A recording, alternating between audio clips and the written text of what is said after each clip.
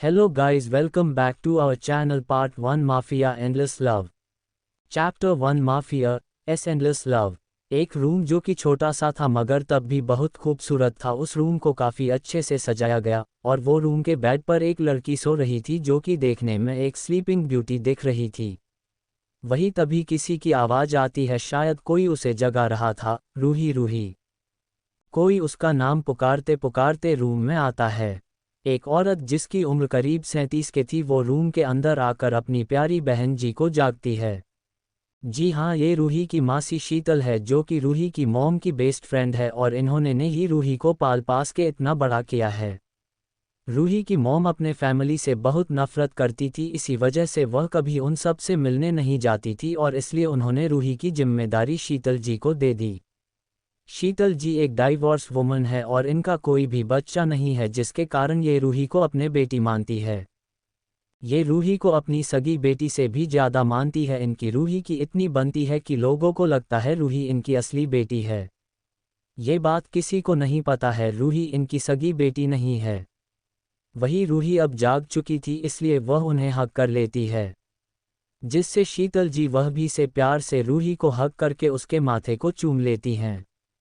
वह रूही से कहती है, अब जल्दी से तैयार हो जाओ, तुम्हें कॉलेज जाने के लिए देर हो रही है। उद्धरण चिन्ह। उनकी बात सुन के रूही उनसे कहती है, मासी माँ, जस्ट चिल, मैं 2 मिनट्स में तैयार हो जाऊंगी, आप फिक्र मत कीजिए और हाँ, मुझे आ जाने में थोड़ी देर हो जाएगी। उद्धरण चिन्ह। उसकी बात सुन के शीतल जी रूही को अपनी आंखें छोटी करके देखने लगती है। उनको अपने आप को ऐसा देखता देख रूही हड़बड़ा जाती है। वो कहती है, क्या आप मुझे ऐसे क्यों देख रहे हो? तो शीतल जी कहती है, कहाँ जाने वाली हो आज? तुम फिर से क्लब में तो नहीं जा रही हो? ध्यान से मेरी बात सुनो, अगर इस बार क्लब में गई ना तो पूरा दिन तुम्हें रूम में बंद करके रखूंगी, याद रखना। भाई यही तुम्हारी सजा रहेगी और तुम्हारी पॉकेट मनी 20 महीने नहीं मिलेगी। उद्धरण चिन्ह। शीतल जी का एक फ्लावर शॉप था जिसमें रूही में उनकी हेल्प करती थी, मगर रूही अब कोई और जॉब ढूंढ रही थी ताकि वह अपनी मासी की मदद कर सके। रूही अपने ऊपर ज़्यादा पैसे खर्च नहीं करती थी, इसी वजह से काफ़ी ज़्यादा शीतल जी थोड़ी सेविंग हो जाती थी। मगर रूही को अपने कॉलेज फीस देने में थोड़ी दिक्कत हो रही थी, इसी वजह से वो जॉब ढूंढ रही थी। वह शीतल जी से पैसा नहीं मांगना चाहती थी। पहले ही शीतल जी ने उसकी काफ़ी मदद की थी, अब उसे वह उनके ऊपर एक बोझ नहीं बनना चाहती थी। रूही वॉशरूम चल जाती है और शीतल जी नीचे ब्रेकफास्ट टेबल पर लगने लगती है। थोड़ी देर बाद रूही फटाफट नीचे आती है, ब्रेकफास्ट करने लगती है। वही शीतल जी भी उसके साथ ब्रेकफास्ट कर रही थी। वह जब देखी कि रूही बहुत जल्दी जल्दी ब्रेकफास्ट करें तुमसे समझते हुए कहती है, रूही बेटा आराम से, नहीं तो खाना अटक जाएगा। उद्धरण चिन्ह। रूही शीतल जी बात पर मुस्कुरा देती है। वह आराम से ब्रेकफास्ट करके कॉलेज के लिए निकल जाती है। कॉलेज पहुंचते ही वह जैसे ही क्लास में जाने लगती है, तभी कोई पीछे जाकर उसे बुक से मारते हुए कहते हैं, रह गई थी इतनी देर, अच्छा हुआ कि आज प्रोफेसर आए नहीं, नहीं तो तुझे आज लेट आता देखना तो तेरी पूरे क्लास में बेइज्जती कर देते। उद्धरण चिन्ह। उसे लड़की की बात सुनकर रूही एक चैन की सांस लेते हुए बोली, बहुत अच्छा हुआ फिजिक्स वाला आया नहीं, नहीं तो मेरी लग जानी थी। उद्धरण चिन्ह। वह उसे लड़की को गले लगाते हो कहती है, जो लड़की रूही के सामने खड़ी है वह रूही की बेस्ट फ्रेंड रोमा है। तो रोमा बोलती है, चल तुझे एक बात पता नहीं, मैं आज बहुत खुश हूँ। उद्धरण चिन्ह। रूही उसके बात सुनकर बोलती है, क्या तुम्हें लेस्बियन मिल गई क्या? उसकी बात सुनकर रोमा से मारते हुए बोलती है, कुछ ज़्यादा तुम नहीं बोल रही है। उद्धरण चिन्ह। मैं तो तेरे लिए जॉब ढूंढ रही थी, जो तूने मुझे काम दिया था और वह मिल भी गई है। तेरा आज का अपॉइंटमेंट भी है और तुम मुझे बोल रही है। उसे मारते हुए कहती है। रूही एक्साइटेड होके बोली, क्या तूने मेरा काम कर दिया? कहाँ पर है? मुझे एड्रेस सेंड कर, लोकेशन सेंड कर, जहाँ मुझे इंटरव्यू पर जाना है। उद्धरण चिन्ह। उसके बात सुनकर रोमा कहती हैं, मैं सेंड कर देती हूँ, पहले मेरी बात सुन, तुझे बेबी सीटर का काम करना पड़ेगा, तू कर लेगी ना? उसकी बात सुनकर रूही कहती है, तुझे मुझ पर डाउट है क्या? मैं बच्चे संभालने में एक्सपर्ट हूँ। तुझे तो पता मेरे बाजू जो आंटी रहती थी उसके पास। उद्धरण चिन्ह। रोमा कहती है, तू रॉसी आंटी की बात कर रही है ना? तो उसकी बात पर रूही कहती है, हाँ मैं उनकी बात कर रही हूँ। तुझे जानती है 3 साल तक मैंने ही उनका बेबी संभाला था, याद है तुझे? क्योंकि उनको ऑफिस के काम की वजह से अक्सर कहीं जाना पड़ता था। उद्धरण चिन्ह। हाँ मैं जानती हूँ, मगर जहाँ तू जाएगी ना थोड़ा सा रिस्क होगा वहाँ पर, क्योंकि तेरी जॉब वीके मेंशन में लगी है। उद्धरण चिन्ह। उसकी बात सुनकर रूही खुश होते हुए बोलती है, क्या बात है, तुमने तो मेरा ड्रीम पूरा कर दिया। वीके मेंशन की खूबसूरती देखने का पहली बार मुझे मौका मिलेगा, वहाँ पर बहुत अच्छे अच्छे फ्लावर भी है जो मैंने आज तक नहीं देखी। उद्धरण चिन्ह। उसके बाद सुनकर रोमा रूही के सर पर चपत मारते हुए बोलती है, देख तुझे टाइम पर जाना होगा, अभी निकल जा इधर, नहीं तो लेट हो जाएगी। उद्धरण चिन्ह। और वह अपना फ़ोन निकाल के रूही के लिए कैब बुक करने लगती है। वही रूही डॉक्टर बनना चाहती थी, इसलिए उसके पास कुछ पेपर्स वगैरह भी उसमें तैयार करके रखा था ताकि वहां जाकर वह सारा रिज्यूम अपना दिखा सके। जहां रूही जल्द से जल्द काम करके अपना कॉलेज फीस वगैरह भरना चाहती थी। रूही एक कॉलेज गोइंग गर्ल के साथ एक शरारत बच्ची भी थी, जिसे शरारत करने में बड़ा मजा आता है। वह बड़ी हो मगर हरकतें उसके 7 साल के बच्चे जैसी है। वह दिखने में मासूम है मगर उसे लोगों को परेशान करने में काफ़ी मजा आता है। Chapter 2 mafia's endless love. Viraj की हैरानी। 1 वीके मैंशन 1। मैंशन के बाहर 2-3 कार और एक ब्लैक कलर की रोल्स रॉयस आकर रुकती है। सारी कार रुकने के बाद बॉडीगार्ड आकर कार के आगे वाले गेट को खोलता है, जिसमें से एक आदमी बाहर आता है और वो आगे बार कर पैसेंजर सीट का दरवाज़ा खोलता है और उसमें से विराज बाहर आता है। विराज की हाइट 6.1 इंच है और उसकी बॉडी किसी हॉलीवुड के हीरो के तरह है। विराज बाहर आकर सीधा अपने मैंशन के अंदर चला जाता है। वही उसके पीछे पीछे वो आदमी भी चला जाता है जिसने उसकी कार का गेट खोला है। मैं बता देती हूँ, इस आदमी का नाम है डेनिश, बट इन्हें लोग डैनी नाम से भी जानते हैं और ये विराज के पा है, साथ ही वीके के राइट हैंड भी। इनकी उम्र 25 है और ये भी देखने में काफ़ी हैंडसम है और चार्मिंग है। मैंशन के अंदर जब विराज और डेनिश अंदर आते हैं वो लोग कुछ डिस्कस भी कर रहे थे। तभी उन्हें किसी बच्चे की रोने की आवाज़ आती है, जिसे सुन विराज तुरंत अपने बच्चे के पास चला जाता है, जो कि इस टाइम लिविंग रूम के एक छोटे से पलने में था, जो कि बहुत तेज रो रहा था और उसकी नैनी शायद दूध लेने किचन में गई थी। विराज जाकर विवान को गोद में ले लेता है और उसे शांत करने लगता है। वह गुस्से में डेनिश से कहता है, अभी तक तुमने और कोई नई नैनी क्यों नहीं बुलाई? एक्चुअली डैनी विराज का बेस्ट फ्रेंड भी है। उसकी बात सुनकर डैनी कहता है, आज आने वाली है, 2 लोग हैं, शायद से कोई मिल जाए जो इसको शांत कर सके। असल में प्रॉब्लम ये थी कि विवान जल्दी शांत नहीं होता था, वह किसी के गोद में नहीं जाता था। अभी तक 23 और नैनी आ चुकी थी और उनमें से किसी ने भी विवान को शांत नहीं करवा पाई थी। तभी अंदर बॉडीगार्ड आता है और अपने सर झुका के कहता है, सर बाहर नैनी के लिए इंटरव्यू देने के लिए एक लड़की आई है। उसकी बात सुन विराज कहता है, जाओ जल्दी से अंदर भेजो, क्योंकि अभी भी विवान शांत नहीं हो रहा था। वही विराज को विवान की फिक्र भी हो रही थी, क्योंकि विवान का चेहरा रोने के कारण पूरी तरह लाल हो गया था। वही एक मेड दूध लेकर आ गई थी, इसलिए विराज दूध का टेम्परेचर चेक करता है। फिर वो विवान को दूध पिलाने की कोशिश करने लगता है। वही एक लड़की जिसकी उम्र 25 के करीब हो गई वो अंदर आती है। उसने एक 1 पीस ड्रेस पहनी थी जो कि रेड दिल कलर की थी। उस ड्रेस ने एक बहुत डीप थी हो। जब विराज को देखते ही वह अपनी लिस्ट भरी नज़रों से उसे देखने लगती है, मगर जब वह विवान को उसके हाथ में देखकर तब उसे एक आइडिया आता है। वह कैट वॉक करते हुए विराज के पास आकर उसे अपनी सेडिक्टिव वॉइस कहती है, मिस्टर कपूर, क्या मैं आपके बच्चे को अपनी गोद में ले लूँ? उसकी ये बात सुन देख विराज को उसकी हरकतों पर गुस्सा आ रहा था, मगर उस लड़की कोई फर्क नहीं पड़ता है और वो विवान को अपनी गोद में ले लेती है। वही जब तक विराज कुछ बोलता उससे पहले विवान जो दूध पी रहा था वो सारा दूध की उल्टी की उस लड़की यानी लीजा पर कर देता है। वही लिसा विवान की इस हरकत से बहुत गुस्से में आ जाती है और वो विवान को छोड़ देती है, जिसे विवान गिरने लगता है। वही विराज विहान सही टाइम पाकर लेता है, जिसे विवान बच तो जाता है मगर वो रोने लगता है। वही डैनी और मेड्स को समझ नहीं आया यहाँ हुआ क्या। मगर जब उन्हें समझ आया कि लीज़ा ने क्या किया है, वो लोग भी लीज़ा को घूरने लगते हैं। वही लीज़ा अभी भी अपनी ड्रेस साफ कर रही थी। वही विराज भी विवान को शांत करने के बाद एक मेड को देता है, क्योंकि विवान जब ज़्यादा रोता था तो डॉक्टर दी हुई दवाई उसके दूध में मिलाकर दे दिया जाता है, जिससे विवान सो जाता था। वही वो मेड विवान को लेकर उसके रूम में चली जाती है। वही विराज डैनी को कुछ इशारा करता है, जिसे समझ डैनी लीज़ा को अपने साथ लेकर जाने लगता है। मगर लीज़ा बार बार डैनी से खुद को छुड़ाने की कोशिश कर रही थी, क्योंकि डैनी उसे लेकर बेसमेंट में ले जा रहा था। वही उसके जाने के बाद विराज अपने स्टडी रूम में चला जाता है। वही कुछ देर बाद रूही वी के मैंशन आने में लेट हो गई थी, क्योंकि उसकी कप खराब हो गई थी जिसमें वह बैठकर आ रही थी। वह तुरंत पीछे मैंशन के अंदर जाने लगती है, जिससे वहां खड़े बॉडीगार्ड उसे रोकते हुए कहते हैं, अरे कहाँ जा रही हो। तो उसकी बात सुनकर रूही बोलती है, मैं यहाँ पर नैनी के लिए अपॉइंटेड हूँ, मुझे यहाँ बुलाया गया था इंटरव्यू के लिए, मैं अंदर जाना चाहती हूँ।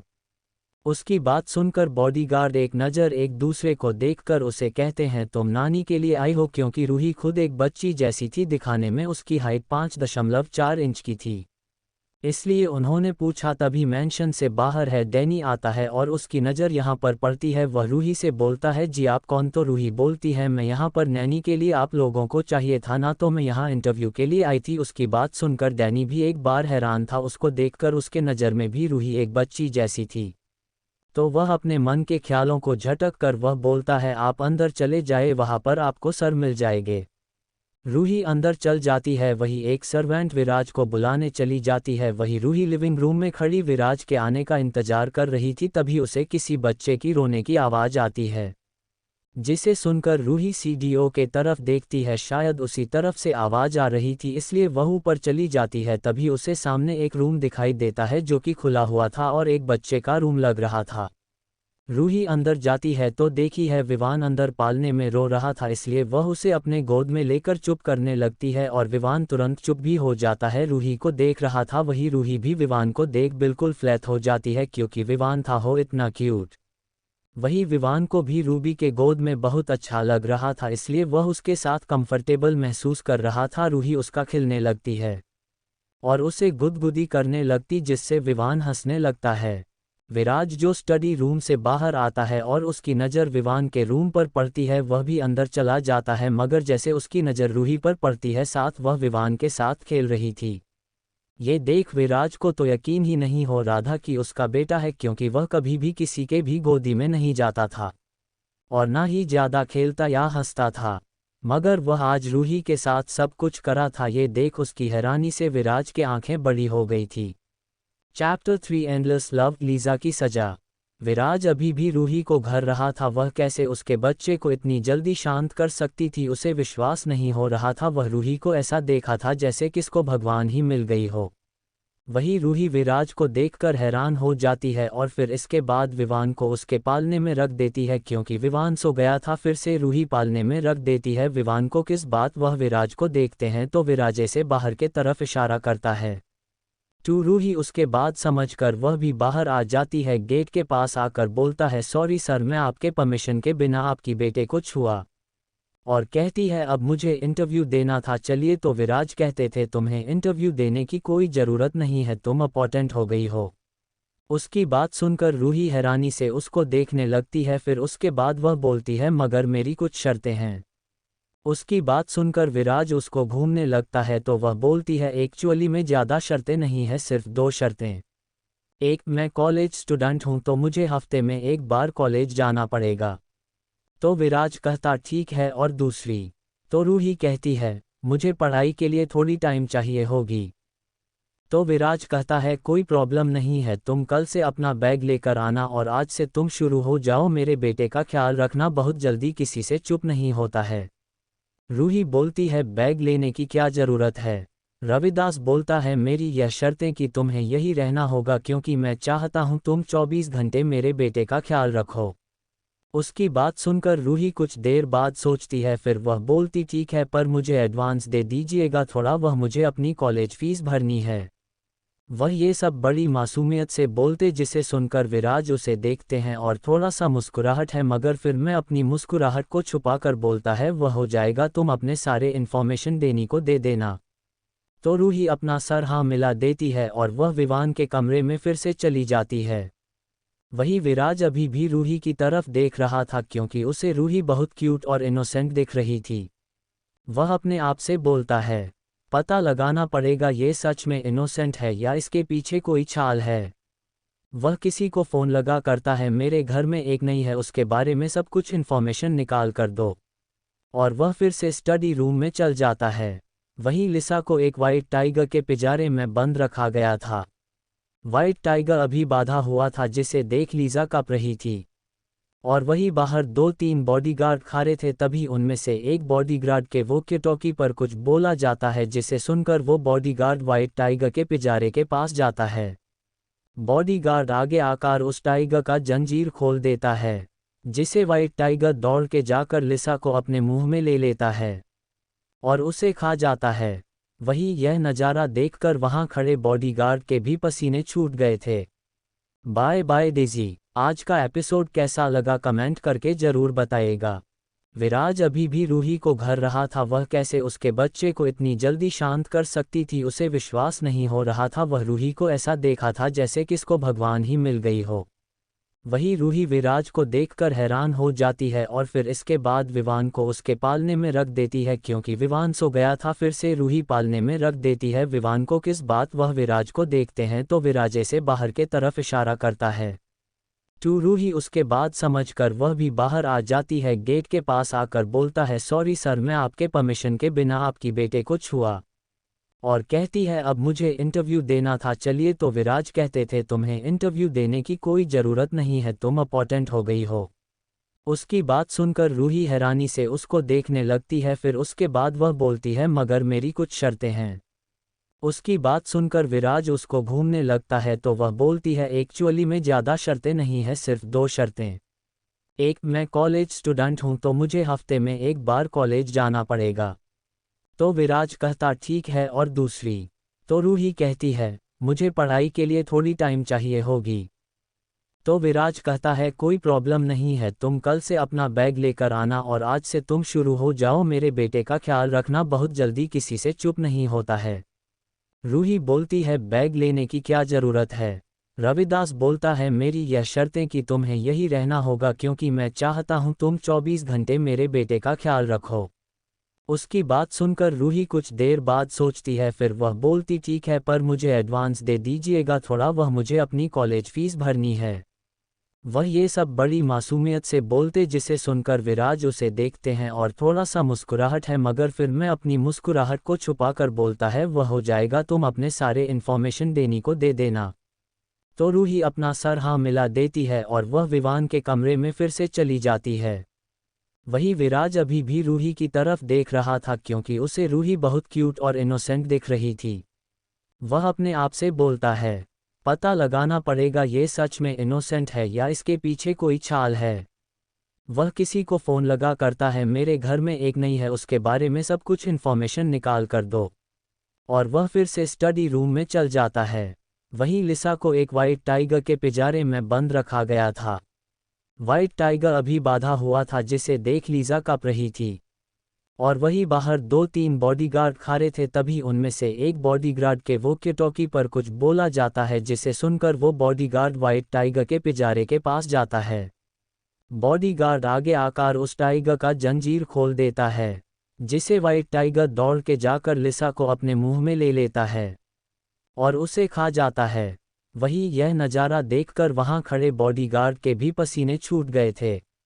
Bye bye Daisy. आज का एपिसोड कैसा लगा कमेंट करके ज़रूर बताइएगा।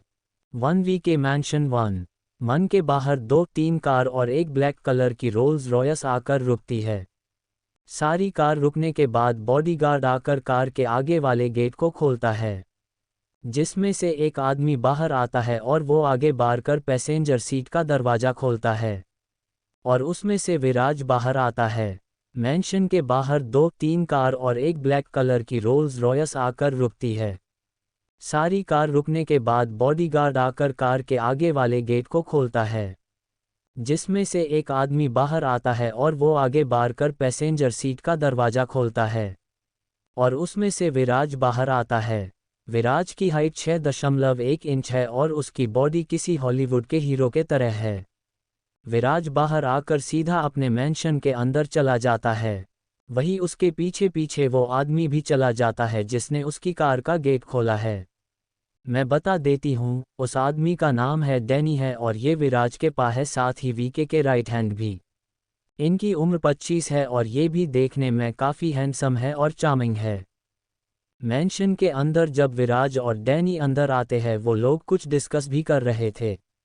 तभी उन्हें किसी बच्चे की रोने की आवाज़ आती है जिसे सुन विराज तुरंत अपने बच्चे के पास चला जाता है, जो कि इस टाइम लिविंग रूम के एक छोटे से पलने में था, जो कि बहुत तेज रो रहा था और उसकी नैनी शायद दूध लेने किचन में गई थी।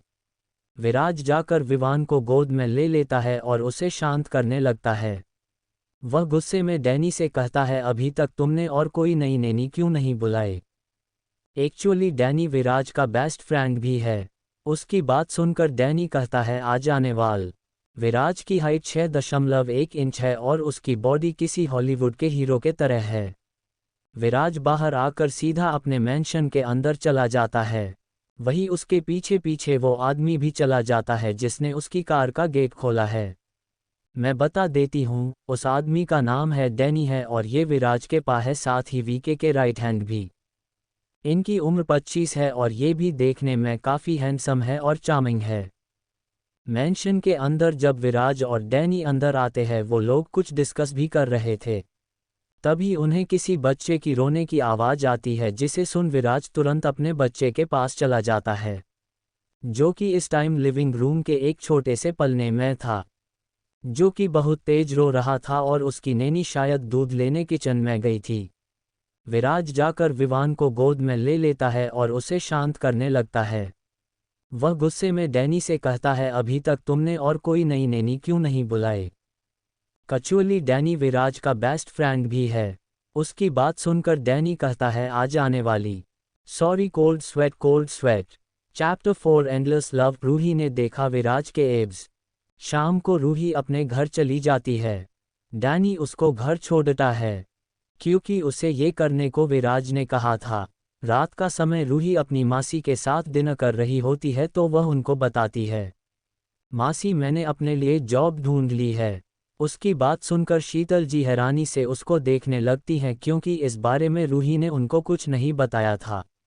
शीतल जी बोलती है, आखिर में क्या ज़रूरत तुम्हें जॉब करने की, मैं कर तो रही हूँ ना, अभी तुम अपने पढ़ाई में ध्यान दो, तुम्हें डॉक्टर बनना है उसे पर फोकस करो। उनकी बात सुनकर रूही कहती है, मैं आपके ऊपर बोझ नहीं बनना चाहती। उसकी यह बात पर शीतल जी नाराज होते हुए बोलती है, ये कैसी बात कर रही हो बेटा, मैं आज तक तुम्हें अपनी बेटी समझाया है और तुम कह रही हो कि तुम मुझ पर बोझ बन रही हो, ऐसा बिल्कुल भी नहीं है बेटा, तुम ऐसा मत करो। रूही के बार बार समझाने पर आखिर में शीतल जी मान जाती हैं और वह उसे पूछती हैं, वैसे तुमने कौन सी जॉब ढूंढी है। तो उसकी बात सुनकर रूही कहती है, वीके मेंशन में एक बेबी सीटर की ज़रूरत थी तो मैंने अप्लाई किया था तो उन्होंने मुझे सेलेक्ट कर लिया है और कल से मुझे उसी मेंशन में रहना पड़ेगा। रूही की बात सुनकर शीतल जी टेंशन में आते हुए बोली, कैसी बात कर रही हो, अगर तुम वहां पर रहोगी तो मेरा क्या होगा, तुम्हारी बहुत टेंशन होगी बेटा, है तुम कोई और जॉब क्यों नहीं ढूंढ लेती। उनकी बात सुनकर रूही को समझाते हुए कहती है, आपको पता है मासी को बच्चा बहुत छोटा है, सब 9 महीने के, उसकी माँ नहीं है, शायद इसीलिए वह बहुत रोता है, वह सब मेरे गोद में शांत रहता है, आपको पता है वह कितना क्यूट है, विवाह इतना क्यूट है, उसके साथ आपको भी उस पर प्यार आ जाएगा। और वैसे भी वहाँ पर काफ़ी सारे लोग हैं, आप टेंशन मत लीजिए, मुझे कुछ नहीं होगा, वैसे भी मैं आपसे मिलने आई रहूँगी, मैं उन लोगों से बात कर लिया, उन लोगों ने मुझे परमिशन दे दिए है। थोड़ी देर इसी तरह बात करने के बाद रूही अपने रूम में चल जाती है। वही शीतल जी अभी भी टेंशन में थी, मगर वह कुछ नहीं कर सकती थी और वो भी अपने रूम में जाकर सो जाती है। सुबह का समय, रूही अपने रूम से बाहर आती है। उसने इस वक्त वाइट शर्ट, उसके ऊपर ब्लैक जैकेट और ब्लैक जीन्स पहनी हुई थी, वह बहुत सुंदर लग रही थी। वह अपने साथ अपना लगेज भी लेकर आ रही थी। वहीं शीतल जी उसको देखकर बस एक ही फीकी मुस्कान दे रही थी। क्योंकि उनको बिल्कुल पसंद नहीं आ रहा था कि रूही उनसे गले मिलती है और फिर इसके बाद बाहर चल जाती है, क्योंकि बाहर विराज ने एक ड्राइवर भेजा था रूही को लेने के लिए। 1 के मैंशन के अंदर रूही जाती है। सामने एक मेड खड़ी थी, शायद उसी का इंतजार कर रही थी। वह उसे देखकर हेलो कहती है और बोलती है, मैम आपका रूम ऊपर के फ्लोर पर 2nd नंबर वाला है। सर ने आपको उसी रूम में रहने को कहा है। एक्चुअली विराज ने रूही की सारे इन्फॉर्मेशन जान ली थी, इसलिए उसे पता चल गया था कि रूही से उसे कोई खतरा नहीं, इसलिए उसने खुद रूही को सरवन कॉटन ना भेजकर अपने घर में ही रख लिया विवान के रूम के बाजू में, ताकि विवान को जब भी रूही ज़रूरत पड़े तो रूही उसके पास ही रहे हैं। उसके बाद सुनकर रूही उसी रूम में चल जाती है और रूम देखकर कहती है, ये रूम तो काफ़ी अच्छा मुझे लगा, मुझे सरवन कॉटन में रहना पड़ेगा। फिर वही थोड़ा फ्रेश होने चली जाती है और एक कंफर्टेबल ड्रेस पहन लेती है और फिर वह विवान के रूम में जाती है ताकि उसे चेक कर सके, मगर वह देखी है कि भगवान सो रहा है और वह बहुत क्यूट लग रहा था। रूही को विवान को किस करने का मन कर रहा था, इसलिए वह धीरे से नीचे झुके उसके माथे पर किस कर लेती है और रूम से बाहर निकल जाती है। उसका ध्यान अपने फ़ोन में था और वह नीचे जाने ही वाली थी, तभी वह किसी चीज़ से टकरा जाती है। रूही अपने आप से बोलता है, यह अचानक से दीवार कहाँ से आ गया मेरे सामने। वह अपने हाथों से सर चलाते हुए बोलती है, मगर वो जैसे ही सामने देखती है तो उसकी आंखें बड़ी हो जाती हैं, क्योंकि सामने विराज खड़ा था। विराज उसकी बात सुन के रूही से कहता है, मैं तुम्हें दीवाल नजर आता हूँ। उसके बात सुनकर भी रूही कुछ नहीं कहती है, बल्कि उसकी नज़र तो कहीं और ही थी। वही रूही ध्यान विराज के 8 पैक एब्स पर था। वही विराज उसकी नज़रों का पीछा करता है। फिर वो एक ईवल स्माइल करते हुए रूही कान के पास जाकर बोलता है, विराज, रूही क्या तुम्हें इसे टच करना है? उसकी बात सुन रूही बिना होश में आए हाँ बोलती है। वही उसकी बात सुन के विराज की स्माइल और बड़ी हो जाती है और वह रूही से बोलता है, क्या तुम्हें इसे किस करना चाहती हो? रूही उसकी ग्राम सांस रूही के कान में जा रही थी, जिससे रूही कांप गई थी। वही उसका सवाल सुन रूही अपने होश में आती है और वो देखती है कि विराज उसका हाथ पकड़ के अपने एब्स पर रखने वाला है, जिसे देख रूही बोलती है, मिस्टर कपूर मुझे जाना होगा, विवान मुझे बुला रहा है। इतना कहकर वो अपना हाथ छुड़ा लेती है। वही उसके बात सुन के विराज रूही को अपने डीप वॉइस कहता है, विवान तुम्हें कैसे बुला सकता है रूही? वही उसकी बात सुनकर रूही भी 1 मिनट के लिए शाक पका गई थी। फिर वो तुरंत जवाब दे देती है। वह भी अटक अटकते बोलती है, विवान रो रहा है। इतना कहकर वो वहाँ से भाग जाती है। वही विराज रूही को जाते हुए देखते हुए बोलता है, तारानकन सिली गर्ल, और वह भी अपने जिम की तरफ चला जाता है। Chapter 5 endless love. विराज के बचपन के दोस्त की एंट्री।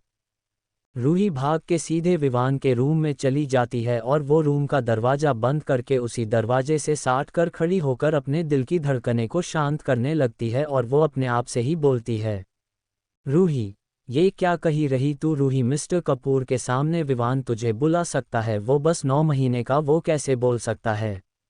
पता नहीं मिस्टर कपूर मेरे बारे में क्या सोच रहे होगे। वो अपने आप को हो चपत मरती है।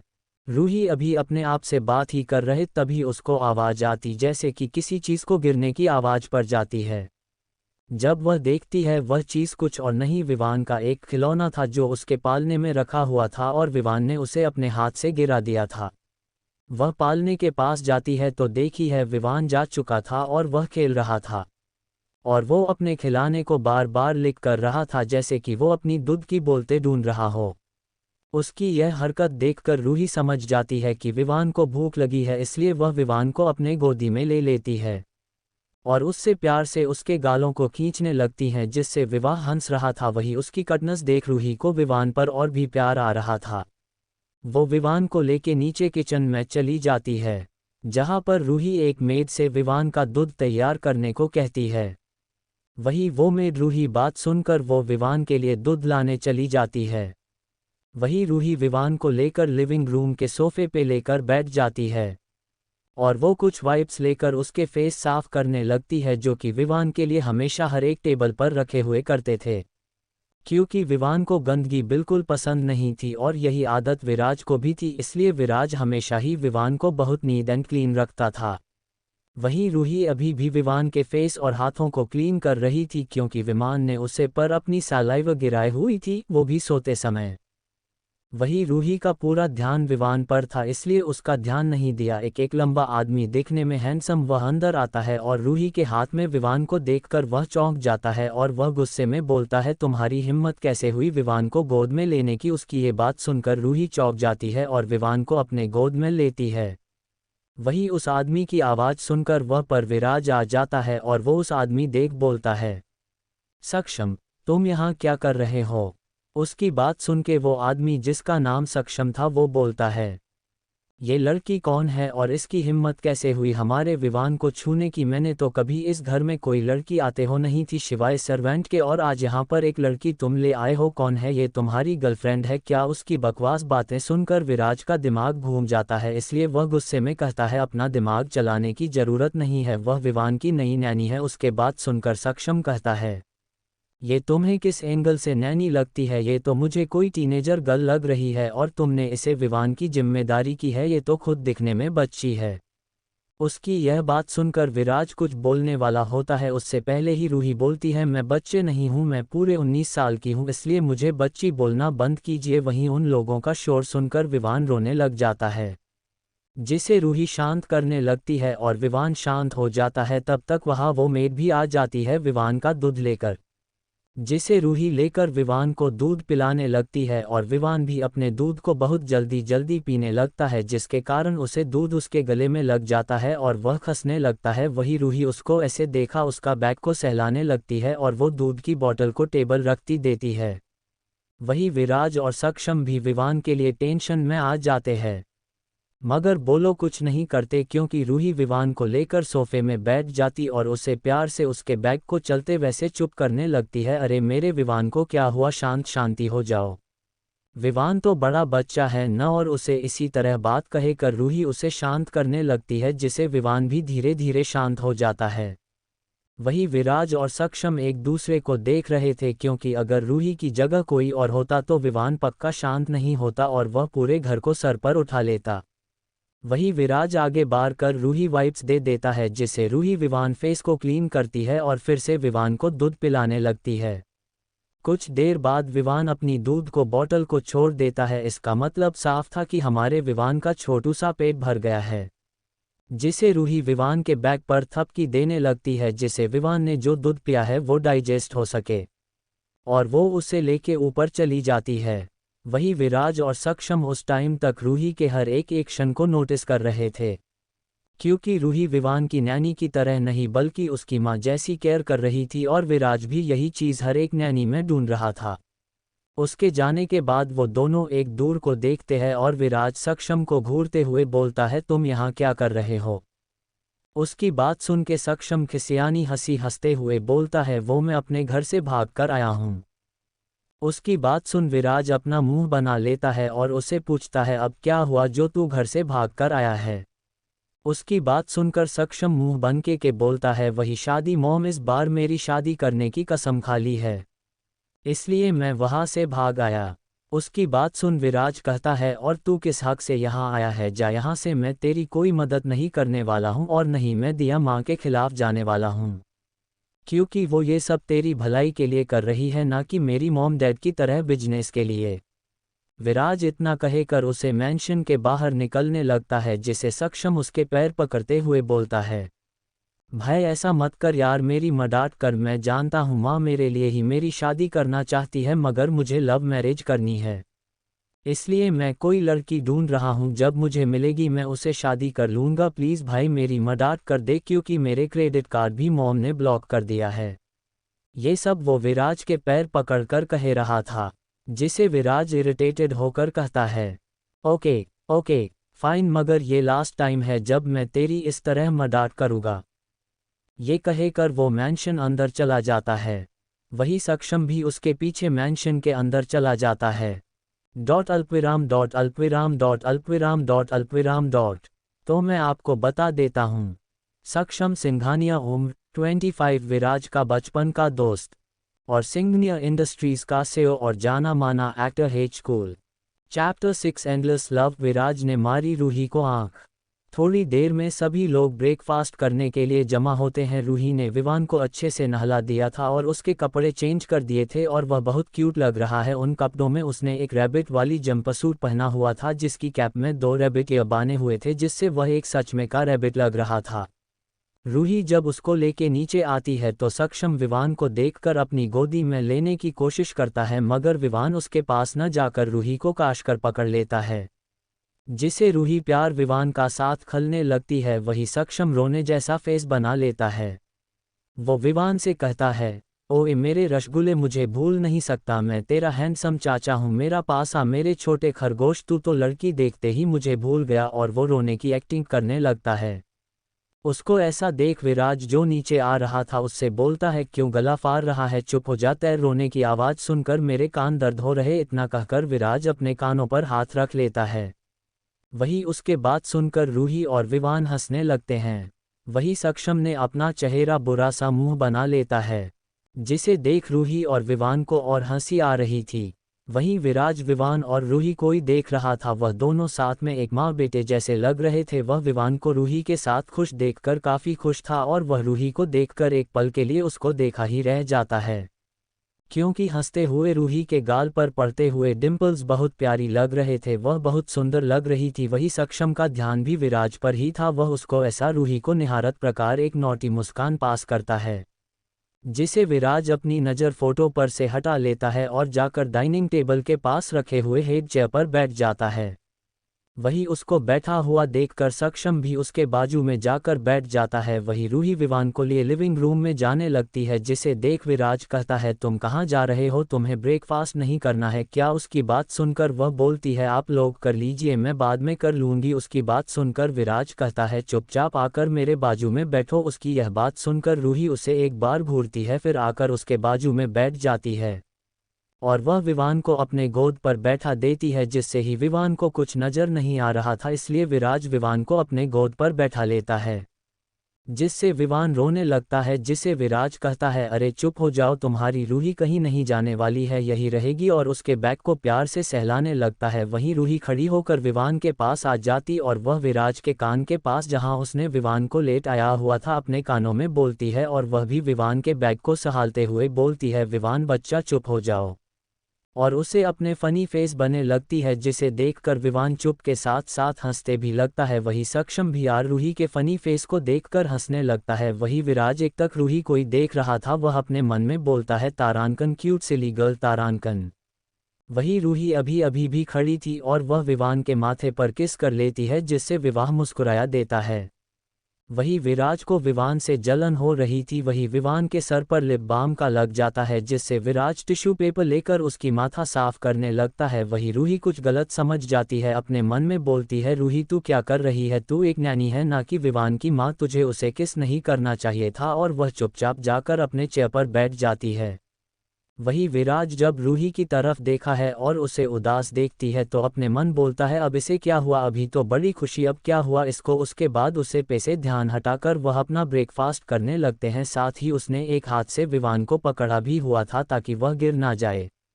थोड़ी देर बाद सभी लोग ब्रेकफास्ट करके अपने अपने रूम में चले जाते हैं। वही रूही विवान को लेकर लिविंग रूम में चल जाती है।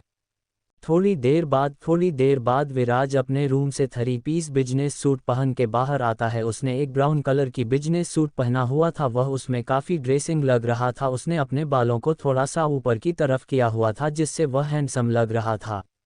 वही रूही का ध्यान जब विराज पर जाता है तो वह बस उसको देखते ही रह जाती है। वही विराज भी उसे देख लेता, अपने आप को दिखाता प्रकार वह भी उसके पास चला जाता है और विवान को उसके गोद में से अपने गोद में ले लेता है। और वह विवान से बोलता है, चैंप यहाँ पर अच्छे से रहना, कोई भी शैतानी मत करना, ज़्यादा रोना मत और अपनी नैनी को ज़्यादा परेशान मत करना। उसकी बात सुनकर विवान मुस्कुरा देता है और उसके गालों पर किस करने लगता है। विराज उसको ऐसा करता वो भी मुस्कुरा देता है और प्यार से उसके माथे को चूम लेता है।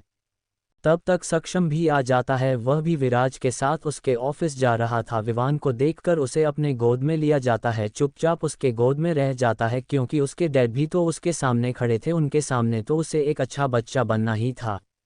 वही सक्षम उसे बार बार उसके गालों को खींच रहा था, जिससे इरिटेट होकर विवाह रोने लगता है, जिसे देख विराज सक्षम को गुस्से में देखने लगता है।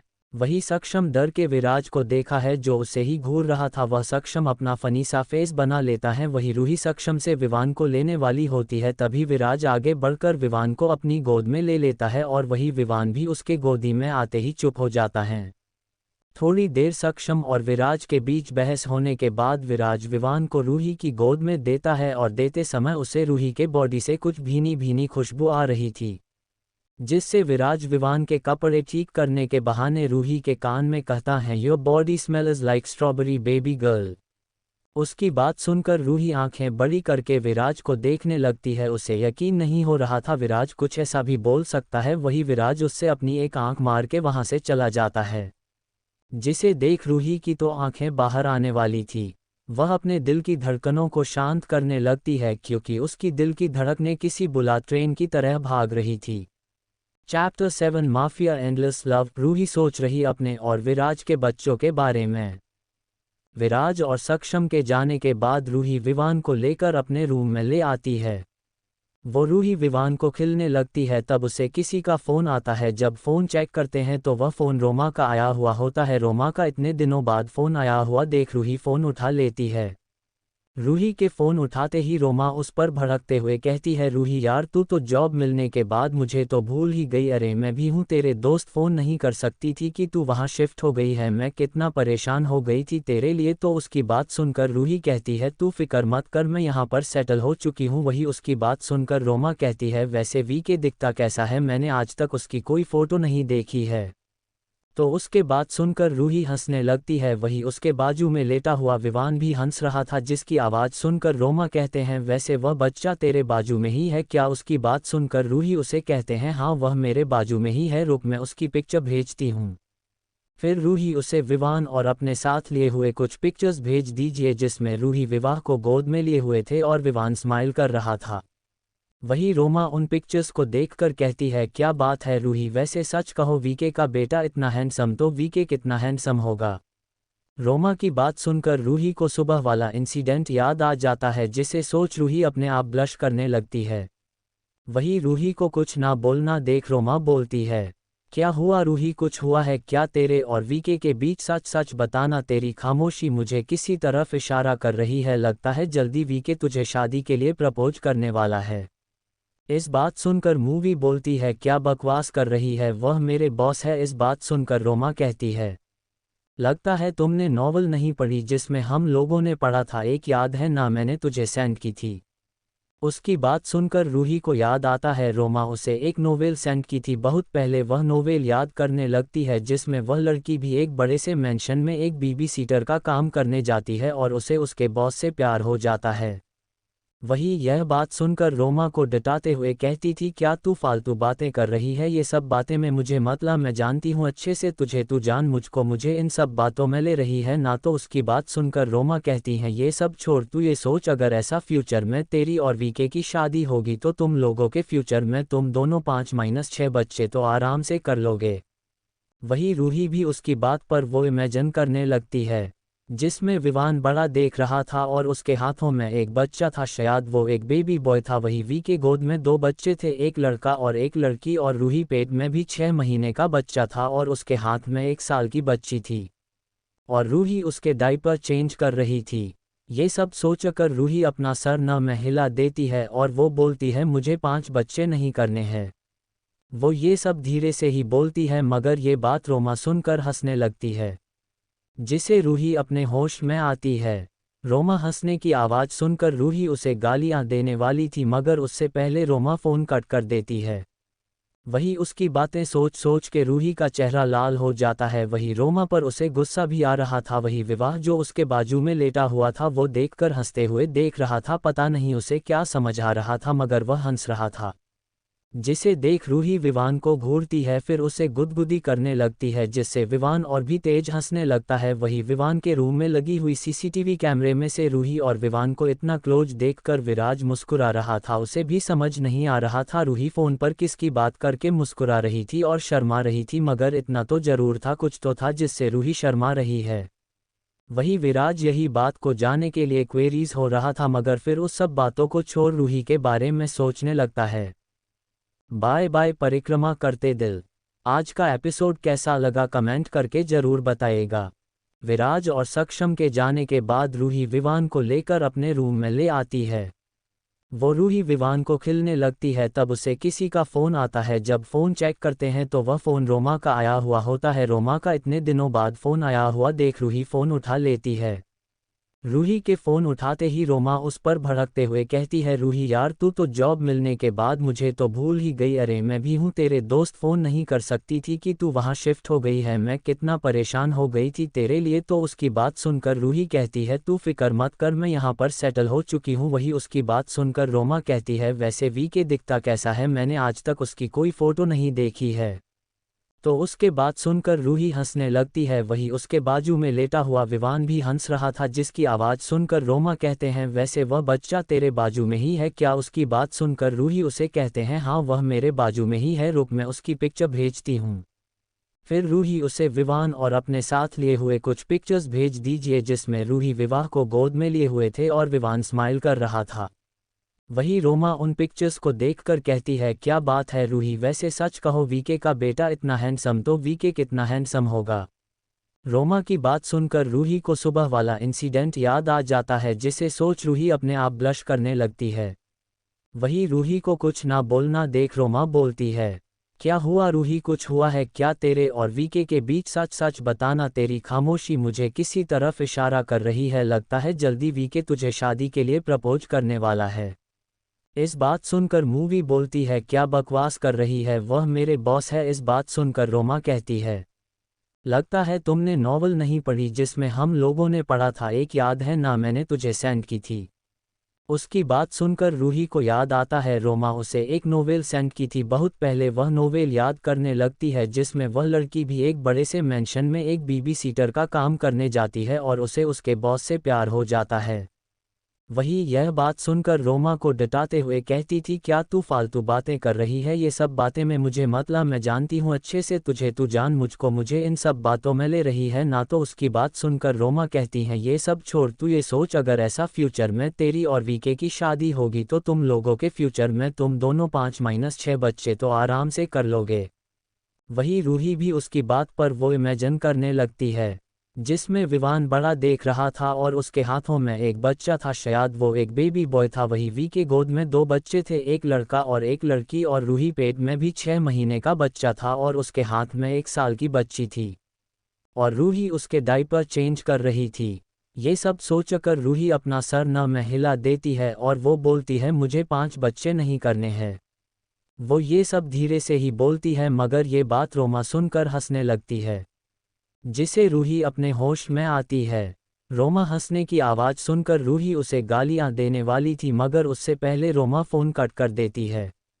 वही उसकी बातें सोच सोच के रूही का चेहरा लाल हो जाता है। वही रोमा पर उसे गुस्सा भी आ रहा था। वही विवाह जो उसके बाजू में लेटा हुआ था वो देखकर हंसते हुए देख रहा था, पता नहीं उसे क्या समझ आ रहा था, मगर वह हंस रहा था, जिसे देख रूही विवान को घूरती है, फिर उसे गुदगुदी करने लगती है, जिससे विवान और भी तेज हंसने लगता है। वही विवान के रूम में लगी हुई सीसीटीवी कैमरे में से रूही और विवान को इतना क्लोज देखकर विराज मुस्कुरा रहा था। उसे भी समझ नहीं आ रहा था रूही फ़ोन पर किसकी बात करके मुस्कुरा रही थी और शर्मा रही थी, मगर इतना तो जरूर था, कुछ तो था जिससे रूही शर्मा रही है। वही विराज यही बात को जानने के लिए क्वेरीज हो रहा था, मगर फिर उस सब बातों को छोड़ रूही के बारे में सोचने लगता है। Chapter 8 mafia's endless love. Viraj को लगती है रूही हाथी से भी ज्यादा भारी। वहीं दूसरी तरफ थोड़ी देर खेलने के बाद विवान को फिर भूख लगने लगती है, इसलिए रूही उसको लेकर नीचे किचन के तरफ चल जाती है और वही रग कोच में बैठकर उसे दूध पिलाने लगती है। थोड़ी देर वही बैठने के बाद रूही वही कोच पर विवान के साथ वही सो जाती है। शाम के समय जब विराज और सक्षम आते हैं, तब उनका ध्यान रूही पर जाता है, तो वह देखते हैं कि रूही और विवान दोनों एक दूसरे से चिपक के सोए हुए, जिसे देख सक्षम आगे बढ़कर विराज से कहता है, विराज तू विवान को लेकर जा, मैं रूही को उसके रूम में सुला देता हूँ। उसकी बात सुनकर विराज उसे घूरने लगता है और उसे अपनी डेंजरस आवाज में कहता है, तुम विवान को लेकर उसके रूम में जाकर सुला दो, मैं रूही को लेकर जाता हूँ। उसकी बात सुनकर सक्षम उसे चिढ़ाने वाले अंदाज में देखता है, जिससे विराज उससे कहता है रूही भारी होगी, तूने संभाल पाएगा उसको। उसकी बात सुन सक्षम है हैरानी से रूही को देखता है और कहता है, यह इतनी बाहरी है क्या? तो विराज रूही के पास जाकर कहता है, दिन भर तो खाती रहती है, शायद इसका वजन हाथी से भी ज्यादा होगा। उसकी बात सुनकर सक्षम विवान को गोद में उठा लेता है और कहते हैं तू ही लेकर जा, मैं इतना वजन नहीं संभाल सकता। तो उसकी बात सुनकर विराज रूही को अपने गोद में उठा लेता है। वह अपने मन में कहता है ये तो फूलों से ज्यादा हल्की है। मगर जब वह सक्षम की तरफ देखता है तो उसे देखकर घूर रहा था और बोलता है कितनी भारी है, क्या सच में ये हाथी से ज्यादा भारी है? तो विराज कहते हैं हाँ सच में बहुत भारी है, मुझे तो चला भी नहीं जा रहा इसको लेकर। वही उसकी बात सुनकर सक्षम मन में बोलता है ये कितना झूठ बोलता है, साफ देख रहा है रूही कितनी हल्की है, मगर मेरे दोस्त मैंने को तैयार नहीं, मेरा दोस्त सच में बहुत कह है। विराज रूही को लेकर उसके रूम में चला जाता है। वही सक्षम भी विवान को लेकर उसके रूम में चला जाता है। विराज रूही को अपने गोद में उठाकर उसके रूम में ले जाता है और उसे बेड पर सुला देता है। वह रूही को अपनी डार्क आई से देख रहा था। वह रूही के तरफ देखते समय अपनी आंखों की पलकों को भी नहीं रहा छपका रहा था। उसे कमल से ढक देता है क्योंकि ऐसी की वजह से रूम का टेम्परेचर काफ़ी ज़्यादा था, जिससे रूही को ठंड लग रही थी। और फिर उसको अपनी इंटेंस नज़रों से देखते हुए उसके कान में कहता है, गुड नाइट बेबी गर्ल। वह ये सब हस्की वॉइस में बोल रहा था। विराज उसको थोड़ी देर और बैठ के देखा है, फिर उसके माथे पर किस करके वहां से चला जाता है। सुबह का समय रूही की जब नींद खुलती है, अपने पास विवान देखकर वह हैरान थी और अपने रूम में अपने आप को पाकर वह फिर भी हैरान थी। उसे समझ नहीं आ रहा था उसे कौन उसके रूम में सुला कर गया है। वह जल्दी से वॉशरूम चली जाती है और फटाफट फ्रेश होकर नीचे आती है, जहां पर उसे गार्डन के पास सक्षम दिखता है।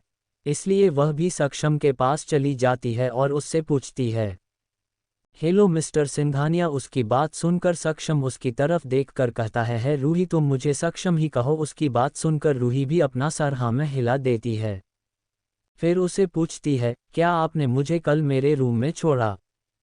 तो उसकी बात सुनकर सक्षम कहता है, नहीं मैं तुम्हें छोड़ने जा ही रहा था, मगर विराजे कहा तुम हाथी से भी ज्यादा भारी हो, इसलिए वह तुम्हें उठाकर छोड़ने गया था। वही उसकी बात सुनकर विराज जो उसके सामने कॉफ़ी पी रहा था, वह सारी कॉफ़ी बाहर उसकी बात सुनकर बाहर आ जाती है और वह खांसने लगता है और उसकी सारी कॉफ़ी सक्षम के ऊपर गिर जाती है, जिसे सक्षम उस पर चिल्लाते हुए विराज से कहता है, यह क्या कर दिया विराज, तूने मेरी शर्ट खराब कर दी। वह इतना बोल के अपने रूम में चला जाता है अपने शर्ट को चेंज करने के लिए। वही उसकी बात सुन के रूही हैरानी से विराज को देखने लगती है। वो विराज से कहती है, मैं आपको हाथी से भी ज्यादा भारी लगती हूँ। इतना बोलकर वो वहां से जाने लगती है, मगर उससे पहले विराज उसका हाथ पकड़ के अपनी तरफ खींच लेता है, जिससे रूही उसकी बाहों में जाकर गिरती है।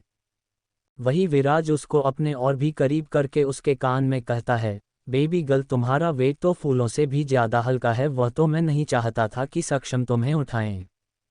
विराज इतना कहकर रूही के लोअर लिप्स पर अपने आघूते से उसके लोअर लिप्स को सहलाने लगता है।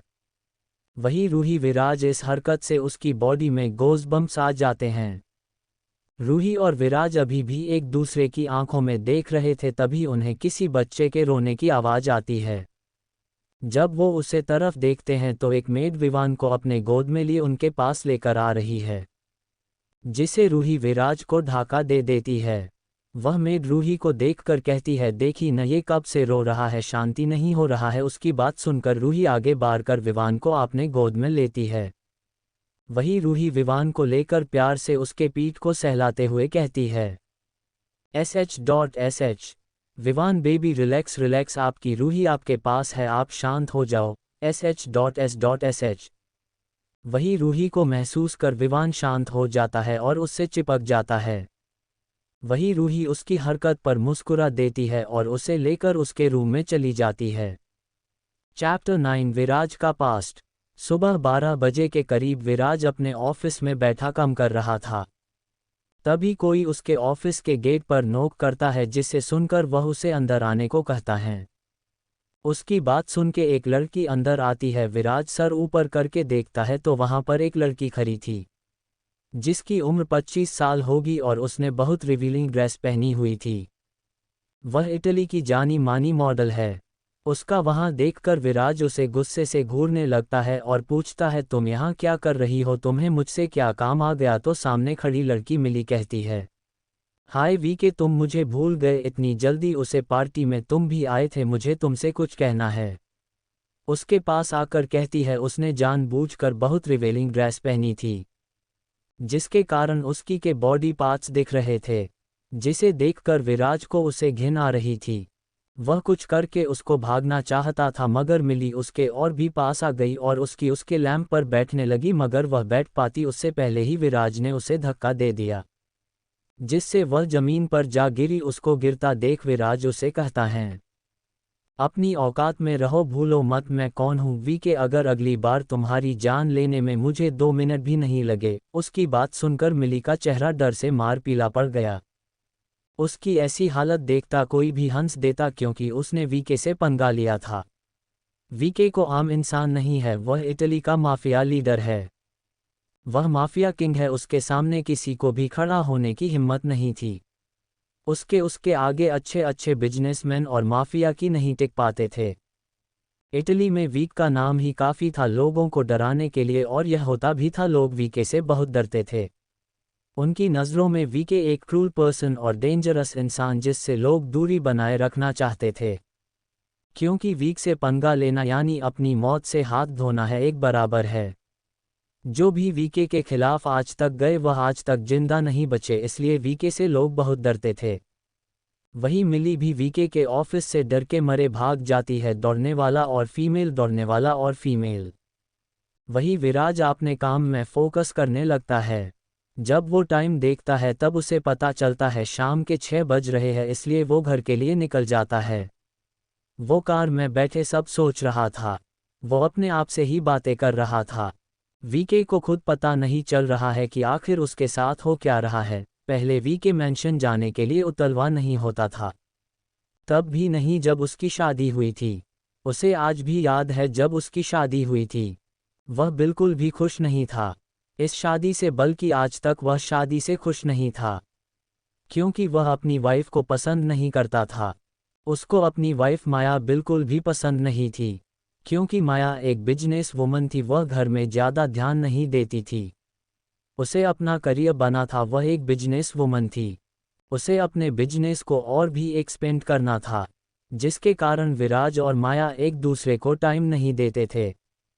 विराज ने माया से शादी तब की थी जब उसने अपनी कॉलेज खत्म किया था। विराज और माया एक कॉलेज में थे। जिस भी विराज माया को आंचे से जानता था, उसे पता था माया कैसी लड़कियां। माया एक बहुत ही ज़्यादा एरोगेंट गर्ल और सेल्फिश थी। उसे जो भी एक बार पसंद आ जाए वो उसे कभी नहीं छोड़ती थी। विराज भी माया की जिद थी। माया विराज को पा लेना चाहती थी, क्योंकि विराज कॉलेज में सबसे हैंडसम बॉय था और माया कॉलेज की ब्यूटीफुल गर्ल, जिसके कारण माया ने विराज को प्रपोज किया, मगर विराज ने माया को रिजेक्ट कर दिया। विराज के रिजेक्शन ने माया की ईगो को हर्ट कर दिया, जिसके कारण माया विराज को पा लेना चाहती थी, और उसने अपने आदमियों से कहकर विराट की कंपनी में बहुत ज़्यादा लॉस करवा दिया, जिसके कारण विराज की फैमिली विराज की शादी किसी अमीर घर की लड़की से करना चाहते थे और उसकी शादी माया से हो जाती है। विकास को आज भी याद है, माया ने कहा था कि वो उसे पाकर रह गई। आखिर उसने विराज को अपना बना ही लिया था, मगर तब भी विराज ने एक बार में माया को हाथ नहीं लगाया, वह से दूरी बनाकर रखता था और अपने बिजनेस में ध्यान देता रहा ताकि वह जल्द से जल्द माया को डिवोर्स दे सके। मगर माया ने उसके ऊपर ड्रग्स का यूज़ करके विराज के साथ फिजिकल हुई, जिसके कारण वो प्रेग्नेंट हो गई, और उसके बाद विराज ने माया का खूब ध्यान रखा। मगर विवाह के हो जाने के बाद ही विराज ने माया से डाइवोर्स मांग लिया, जिसके कारण माया गुस्से में विराज के डाइवोर्स पेपर पर सिग्नेचर करके चली गई। उसके बाद माया कभी वापस लौट के नहीं आई। माया कहाँ थी, कैसी थी, किसी को नहीं पता था। बस सबको इतना पता था कि उसे रात में आएगा एक्सीडेंट हुआ था, जिसके कारण उसकी कार खाई में गिर गई। विराज आज भी उन यादों में खोया हुआ था। तभी कोई आकार उसकी गाड़ी के गेट पर कोई नोक करता है। जब वह बाहर देखते हैं तो बाहर रूही अपने हाथ में विवान को लिए खड़ी थी। उसे देखकर विराज गाड़ी का गेट खोल बाहर आता है तो देखा है विवान कुछ बोल रहा था। वो डी वह इतने पर ही रुक जा रहा था। विराज विवान को अपनी गोद में ले लेता है, जिसे सुनकर विराज प्यार से उसके गालों खींचता हुए कहता है, हाँ दादा आ गया। और वह उसे प्यार से खिलाते हुए रूही की तरह दिखता है जो उन दोनों को मुस्कुराते हुए देख रही थी। उसको देखकर विराज रूही को अंदर चलने का इशारा करता है। वही बॉडीगार्ड जो खड़े थे उन तीनों को ज्यादा देख अपने मन में सोच रहे थे, इन लोगों की फैमिली सच में बहुत खूबसूरत है। वह तीनों साथ में काफी अच्छे लग रहे थे। Chapter 10 mafia's endless love. Viraj कर रहा है रूही की केयर। शाम का समय हो रहा था। विराज आज विवान को लेकर रूही के साथ लिविंग रूम के सोफे पर बैठा था और वह विवान को खिला रहा था। वही बाहर सक्षम उन्हें नजर रखे था, क्योंकि वह आइडिया सोच रहा था वह कैसे विराज के नज़रों से बचकर अंदर चला जाए, क्योंकि सुबह तो उसने चाय का बहाना बनाकर वहां से भाग गया, मगर विराज उसे छोड़ने नहीं वाला था। वह उसे जरूर सबक सीखना था और उसे पनिशमेंट देता है। सक्षम सुबह से ही विराज की नज़रों के सामने नहीं किया, इसी वजह से वह बच जा रहा था, मगर अभी वह कैसे घर के अंदर जाए वह उसे समझ नहीं आ रहा था। तभी उसे एक मेड दिखती है। वह इशारा करता है तो वह मेड सक्षम की तरफ अजीब नज़रों से देखती है, तो सक्षम उसे अपने पास आने का इशारा करता है, तो मेड भी उसके पास चली जाती है। सक्षम उसे मेड को पास आता ही बोलता है, तुम अपने बॉस विराज का ध्यान भटकाओ, मुझे अंदर जाने हैं।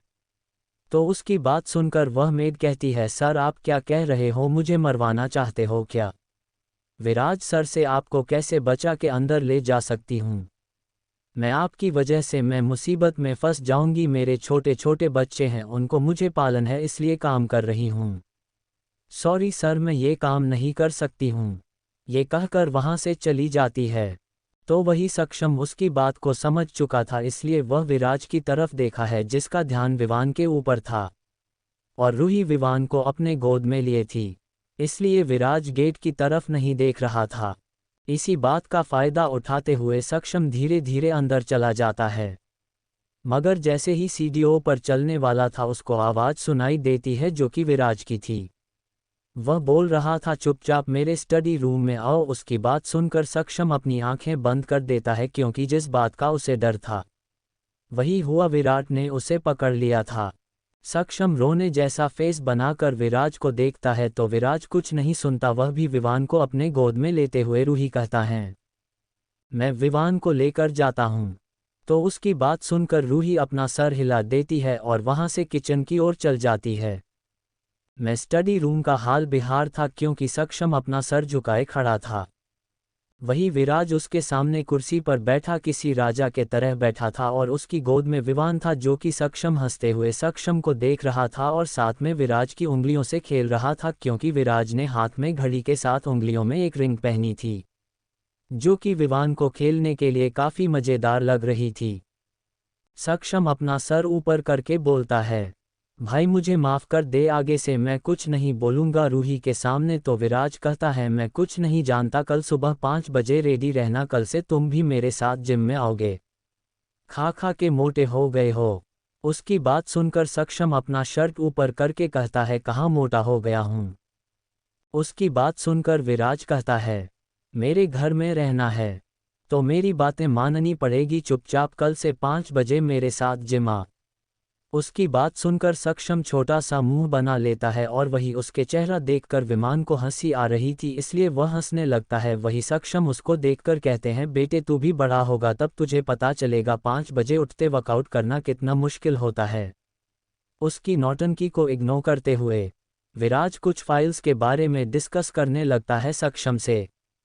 वही रूही किचन में काम कर रही थी, उसे अपने पेट में दर्द महसूस हो रहा था। उसे सुबह से ही हल्का हल्का दर्द महसूस हो रहा था, मगर अब ज़्यादा दर्द होने के कारण वह दूध का बोतल एक मेड के हाथों थमते हुए और उससे बोलता है, क्या मेरी मदद कर सकते हैं? तो वह मेड बोलती है, क्या हुआ मैम? वह रूही को फिक्र के साथ देखने लगती है, क्योंकि उनकी उसे मेड की उम्र करीब 42 के लगभग थी। उसकी हालत को समझ हुए कहती है, क्या हुआ है तुम्हें बेटा? तुम्हारी तबीयत ठीक नहीं है। तो रूही बोलती है कुछ नहीं आंटी, बस पीरियड्स की वजह से मेरी बॉडी में बहुत दर्द हो रहा है, इसलिए मैं रूम में जा रही हूँ। अगर विराज सर आए तो उन्हें दूध की बोतल दे दीजिएगा, विवान को भूख लग रही होगी।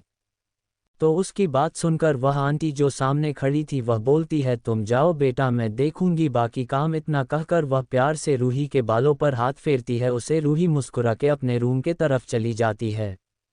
वही विराज जब स्टडी रूम से बाहर आता है तो उसके सामने वह मेड खड़ी थी जिससे रूही ने विवान का दूध भिजवाया था। विवाद के दूध की बोतल विराज को देते हुए बोलती है विवान बाबा का दूध। तो उसकी बात सुनकर विराज आसपास देखते हुए कहता है रूही कहाँ गई मारिया आंटी।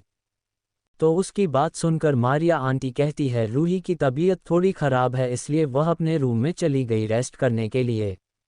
वही विराज इसकी यह बात सुनकर रूही की तबीयत खराब है, उसकी मन ही मन रूही की फिक्र होने लगती है। वह विवान को लेकर उसके रूम में जाता है और वही विवान दूध की बोतल पकड़े अपनी आंखों को बंद कर लिया था, जिसका साफ मतलब था उसको बहुत नींद आ रही है। थोड़ी देर में विवान सो जाता है, उसे अच्छे से ब्लैंकेट से ढककर विराज उसके रूम से बाहर आता है और रूही के रूम के तरफ चला जाता है। वही रूही अपने रूम में अपना पेट पकड़कर बैठी थी और तकिए से अपना मुंह उठाकर सो रही थी। उसने रूम को लॉक नहीं किया था, वह भूल गई थी, इसलिए विराट आसानी से रूम का दरवाजा खोल अंदर आ जाता है और उसे सोने की पोजीशन देखकर उसको ये बात समझ आ जाती है कि कुछ तो प्रॉब्लम है। रुको, वह पीछे से रूही को गले लगा लेता है। विराज रूही की पोजीशन देखकर समझ गया था उसको क्या प्रॉब्लम हुई है, इसलिए वह रूही के ऊपर ब्लैंकेट उड़ते हुए अपना हाथ उसकी कमर के पास ले जाता है और उसके पेट पर अपने हाथों से मसाज करने लगता है, जिसे महसूस करके रूही उठ जाती है और वह हैरानी से विराज की तरफ देखती है और वही विराज उसे कसके पकड़ लेता है क्योंकि रूही उसे से छूटने की कोशिश कर रही थी। विराज कवि के कान में धीरे से कहते हैं मुझे खुद से दूर करना बंद करो बेबी गर्ल। ये सब उसने अपनी डेंजरस आवाज में बोला था, जिसे सुनकर रूही भी एक पल के लिए काम गई थी। फिर वह भी स्ट्रगल करना बंद कर देती है क्योंकि विराज उससे ज़्यादा स्ट्रांग था, वह बेचारी कर भी कर सकती थी। एक तो वह छोटी सी बच्ची जैसी, ऊपर से भी विराज पहाड़ जैसा। बेचारी चुपचाप वैसे ही लेती रही और वही विराज उसकी पेट पर मसाज करता रहा और वैसे ही वह दोनों सो जाते हैं। Thanks for watching and subscribe for listening next chapters of Mafia Endless Love.